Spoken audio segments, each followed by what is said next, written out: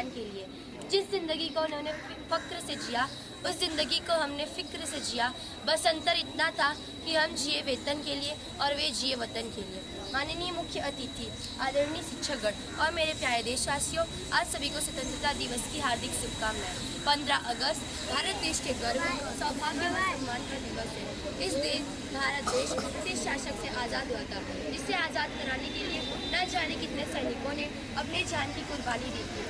आज मैं उन सभी सैनिकों के त्याग, तत्पर और बलिदान के बारे में ना कह के हमारे देश के प्रति हमारे उत्तरदायित्व के बारे में बात करना चाहूँगी। क्या हम में से किसी ने कोई ऐसा कार्य किया है जिससे हमारा देश महान बने, या फिर हम कोई ऐसा कार्य कर रहे हैं जिससे हमारा देश महान बनेगा?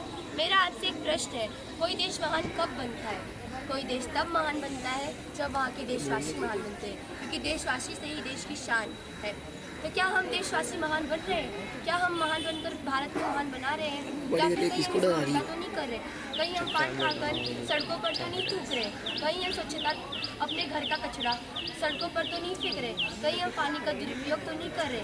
कहीं हम बिजली चालू करके बाहर टहलने तो नहीं चले जा रहे? अफसोस, हम में से ज़्यादातर लोग यही कर रहे हैं। तो इसका मतलब क्या, हम महान नहीं बन रहे? और अगर हम महान नहीं बनेंगे तो हमारा देश कैसे महान बनेगा?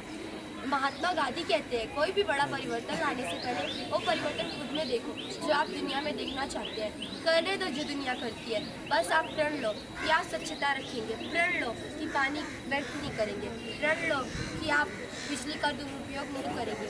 अगर आप सचमुच ये सारे प्रण लेते हो तो आप सचमुच कह सकोगे गर्व से कि मेरा भारत देश महान। इस दिन के लिए वीरों ने अपना खून बहाया है, इस दिन के लिए वीरों ने अपना खून बहाया है। झूम उठो देशवासियों, स्वतंत्रता दिवस है। जय जय।